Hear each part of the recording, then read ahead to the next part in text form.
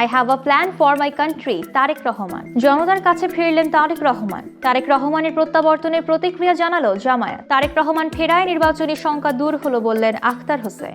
জামায়াত এনসিপির আসন্ন সমঝোতার আলোচনা। বড়দিনের শুভেচ্ছা জানালেন মেহজাবি।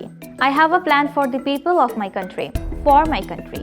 ৩০০ ফিটে সংবর্ধনা অনুষ্ঠানে এমন ঘোষণা দিলেন তারেক রহমান। এ সময় তিনি দেশ করার প্রত্যয় পরিকল্পনা বাস্তবায়নে আল্লাহর রহমত কামনার পাশাপাশি বিশ্বনবী হযরত মুহাম্মদ সাল্লাল্লাহু আলাইহি সাল্লামের ন্যায় পরায়ণতার ভিত্তিতে দেশ পরিচালনার প্রতিশ্রুতি দেন। এছাড়া তিনি দেশের উন্নয়ন, জনগণের স্বার্থ এবং ভবিষ্যৎ পরিবর্তনের কথা তুলে ধরে তিনি শান্তি এবং স্থিতিশীলতা বজায় রাখার আহ্বান জানান। ভাষণে তারেক রহমান ৭১ ও ২৪-এর স্বাধীনতা এবং সার্বভৌমত্ব রক্ষায় আত্মত্যাগকারী শহীদদের স্মরণ করেন এবং বক্তব্যে বেগম খালেদা জিয়ার অবদান স্মরণ করে শান্তি বজায় রাখা এবং জনগণের সেবায় ঐক্যবদ্ধ থাকার আহ্বান জানান তারেক রহমান। দেশে নেমেই তারেক রহমান পরম মমতায় খালি পায়ে স্পর্শ করলেন মাতৃভূমির মাটি। তিনি ফিরলেন জনতার কাছে ইতিহাসের বীর পুত্র হয়ে। বেলা ১১টা ৪০ ঢাকায় অবতরণ করে তাকে বহনকারী ফ্লাইট BG-202 বিমানবন্দর থেকে ৩০০ ফিট পর্যন্ত লক্ষ লক্ষ জনতার ঢল তাকে এক নজরে দেখতে। বুলেট প্রুফ বাসে প্রায় ৪ ঘন্টা সময় নিয়ে তিনি জনতার সংবর্ধনা স্থলে পৌঁছান। লাখো জনতাকে উদ্দেশ্য করে হাত নাড়িয়ে অবসান হয় ১৭ বছরের দূরত্বের।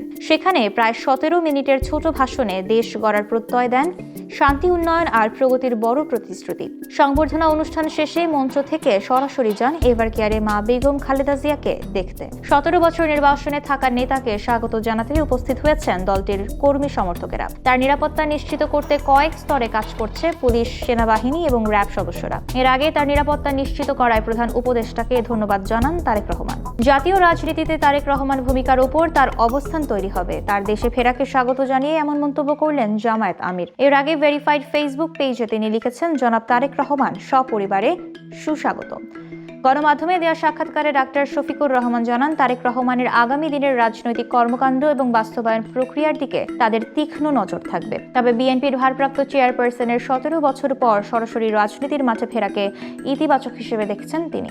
এই প্রত্যাবর্তনকে একইভাবে দেখছেন জামায়াতের সেক্রেটারি জেনারেল মিয়া গোলাম পরোয়ারও। তারেক রহমান দেশে ফেরায় নির্বাচন নিয়ে শঙ্কা দূর হলো বলে মন্তব্য করলেন এনসিপির আখতার হোসেন। তিনি বলেন, দেশে নির্বাচনের তারিখ ঘোষণা হলেও নির্বাচন হবে কিনা এ নিয়ে মানুষের মধ্যে শঙ্কা ছিল। গণমাধ্যমকে দেওয়া সাক্ষাৎকারে তিনি এই প্রত্যাবর্তনকে বাংলাদেশের রাজনীতির জন্য ইতিবাচক দিক হিসেবে উল্লেখ করেছেন। তবে এনসিপির আরেক যুগ্ম আহ্বায়ক বলেন, তারেক রহমান নির্বাচনে বিএনপির নেতৃত্ব দিলেও জাতীয় রাজনীতিতে তিনি কিভাবে ভূমিকা রাখেন সবার নজর সেদিকে থাকবে। এদিকে চট্টগ্রাম ১৬ আসনে এনসিপি মনোনীত প্রার্থী এবং দলটির কেন্দ্রীয় নেতা মীর আরশাদুল হক তারেক রহমানের প্রতি সমর্থন জানিয়ে পদত্যাগ করেছেন। ৫০ আসন চাইলেও ৩০ আসনে হতে পারে সমঝোতা। বাকি ২৭০টিতে প্রার্থী না দিয়ে এনসিপি জামায়াতের প্রার্থীদের সমর্থন দেবে।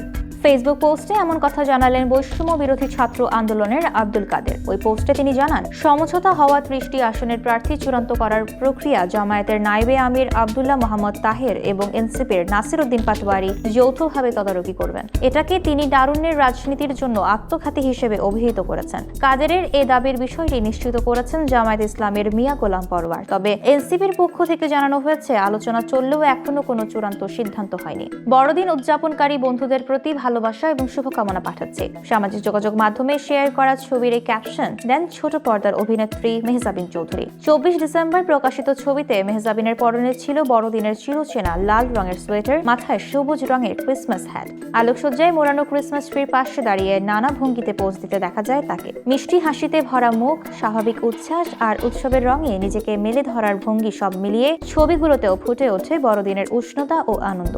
এটি কেবল মেহজাবিনের উৎসবের শুভেচ্ছা নয়, বরং ভালোবাসা ভাগ করে নেয়া এবং পারস্পরিক সম্মানের এক অনন্য নিদর্শন।